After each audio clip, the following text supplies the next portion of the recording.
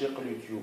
اليوم باش نبداو اول سيري في الشانل نتاعنا ذا ميستري ريبورترز، وباش تكون هذه اول ابيزود. كيما شفتوا في عنوان الابيزود ريسيت ايكونوميك تونيزيان.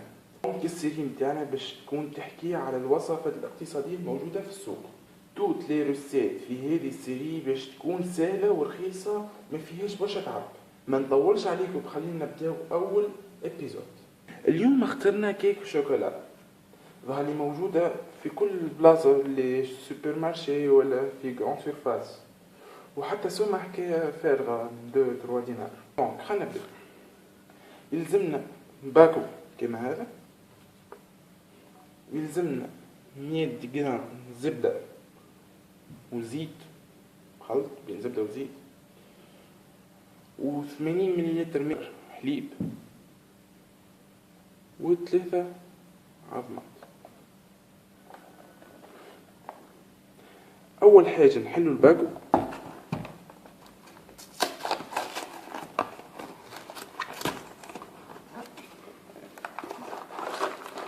باش نلقاو فيه 2 ساشيات.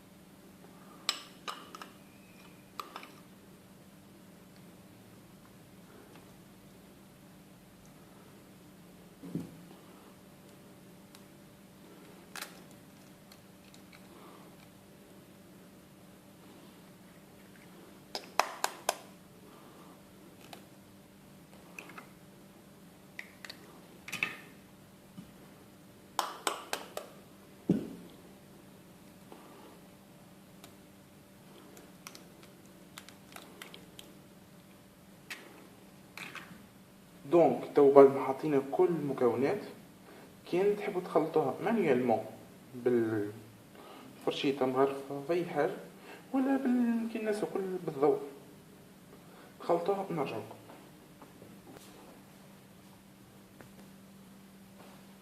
هذه بعد ما خلطناها باش نستعمل قوالب هذولا، هذه السيليكون باش نستعملوا بالنار هذا. دونك ندهن بالزيت، نرجع تويكي نصبوا شويه من الخليط هذايا في طبق كبير.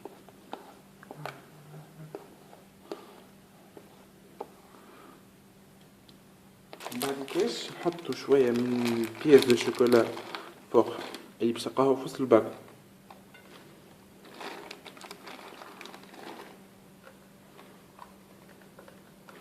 دونك هذه ندخلوه للفور على درجة 180 درجة لمدة 35 دقيقة بالضبط، ونكملوه مادام احنا كمان عبينا هذا. يعني باش نزيد في الروسيت هذه شوية ماكسويل. دونك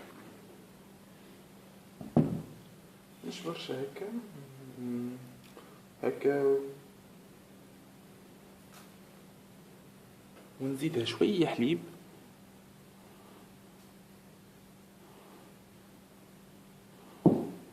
ونخلطه. وبعد كاش نجيبوا القوالب هذول نحطوا، نحب شوية شوكولاتة من اللوطة كل قالب هكا،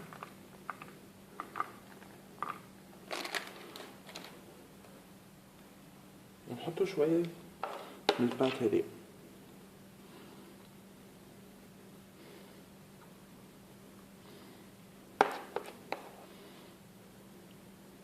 يعني نحب نزيد في وسطها شوية نوتيلا فوق كل كعبة، وبعد كيش نخلطها نكمل على البات البخير.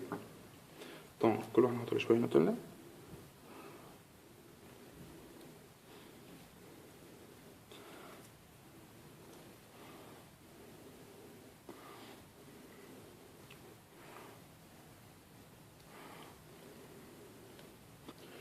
دونك نكمل نحط عليهم بقية البات.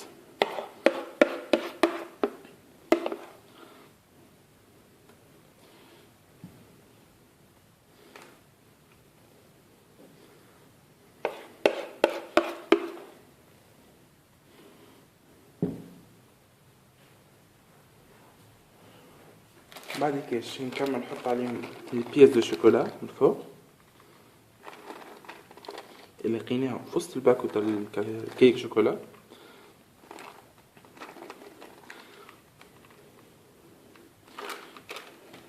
ونخلطوهم مع الاخرى في الفور. هذه الريسيت اللي اخترناها اليوم في الحلقه الاولى، ان شاء الله تعجبكم وتكون سهله، ونرجع بعد ما تطيب